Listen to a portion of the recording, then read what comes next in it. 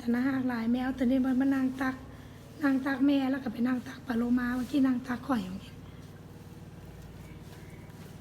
ขนาดเลยเพิ่นกินข้าวโพดบนดิแมวตัวนี้เนี่ยมึงมามีสิไข่มันกินถามไปจ้ะมันไม่ต้องถามบอก็เป็นไงบอมันไม่ต้องถามก่อนโอเค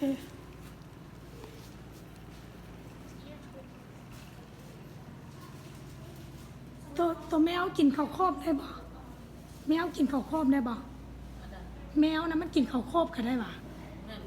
กินได้บ่ขึ้นมานางตาข่อยแล้วก็ไปนางตาลูกสาวคำมูเรามาไข่กินรอดเรามากินได้วะท่าน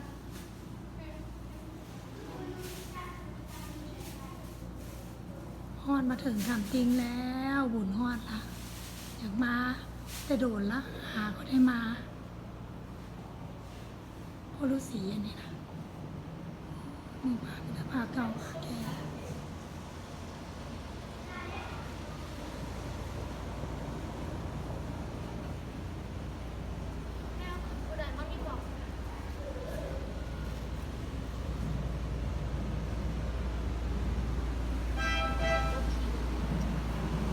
เนื้อมาเนื้อน้ำมันยาวขนาดเลย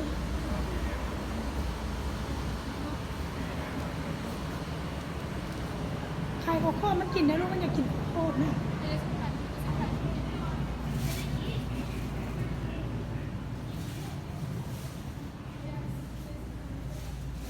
ก็ขึ้นไปเดี่ยวกันหนึ่งก่อน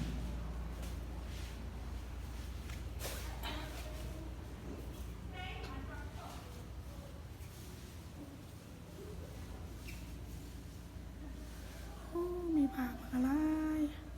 ผักเก่าผักแก่ปักรักษาลูกหลานเด้อตลอดปลอดภัยสาธุฮอดมาถึงบุญคำนำสู่คุ้มครองปกปักรักษาไปมากค่ะคอยตลอดปลอดภัยคุณศีลคุณธรรมคุณพาคุณเจ้าคุ้มครอง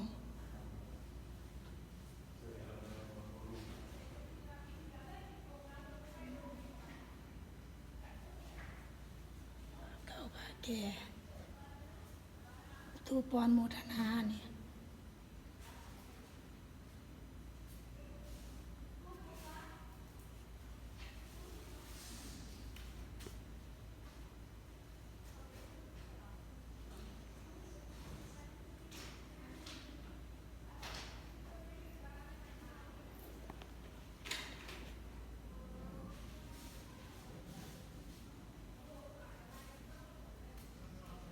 บุญมาฮอดแล้วมือนี้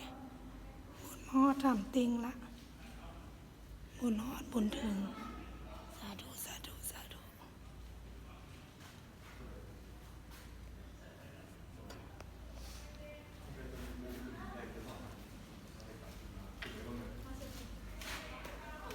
โอ้อันเท่ายางไปทางนั้นเลยก็ได้ออกนะ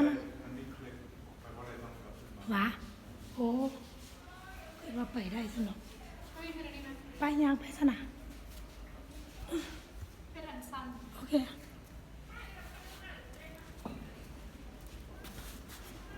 เสร็จแล้วเงินมามีแมวอันนี้มันสาธุโมทนา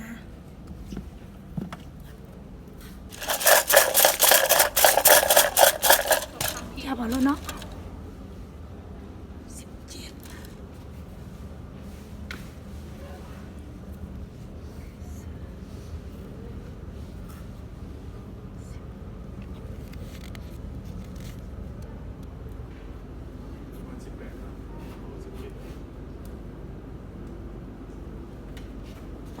ธรรมดา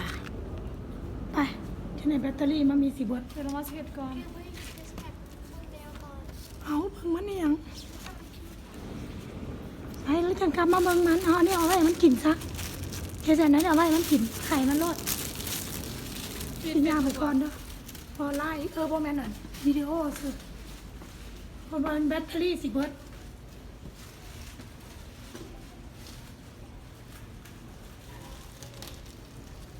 มาแม่นำมาจะ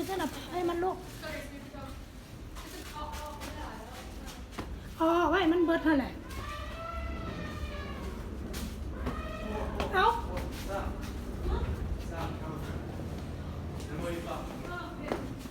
โอ้ฝนได้น่ะ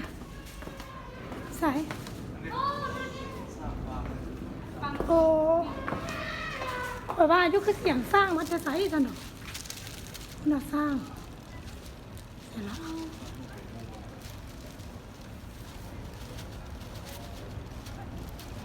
สร้างกับเจ้าแล้วมันสร้างปลาเนาะสร้างคนนั่นแหละนะไปยางมาพี่ก่อนแบตเตอรี่สิเบิดละมาลูกมาเจสันเขาบอกมาเขามามีกลับคืนแล้วเด้อโอ้เอามาได้จะซ้ำนี่ตัวนี้น่ะโอ้คือเราไปพุ่นได้ซะเนาะไปมาได้ละมากับยาเลยมาฮอดจะซ้ำนี่แหละไปพอได้แล้วไปกลับคืนไปเนาะสาธุพยานบับกรรมเด้อคุณย่าจะบับกรรมขอโทษขออภัยอะไรก็ได้เด็กน้อยใครเขาพ่อให้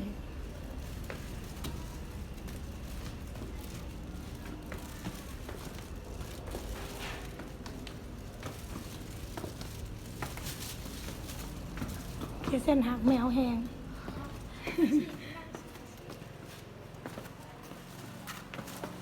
ไปแล้วเราไปห้องละเมื่อนบก่อนนบคนก่อนแล้วก็เมื่อสาธุเป็นก่อนสาธุแล้วก็เมื่อสาธุเจ้าสาธุอีกไว้สาธุนบลาเพิ่นแบบนี้น่ะนบลาเพิ่นอ๋อนบลาเพิ่นเฮ้ย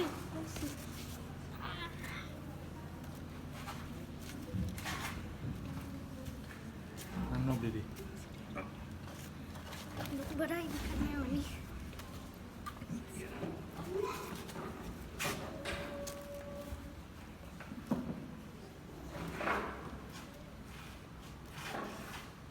เงินได้แมวน้อย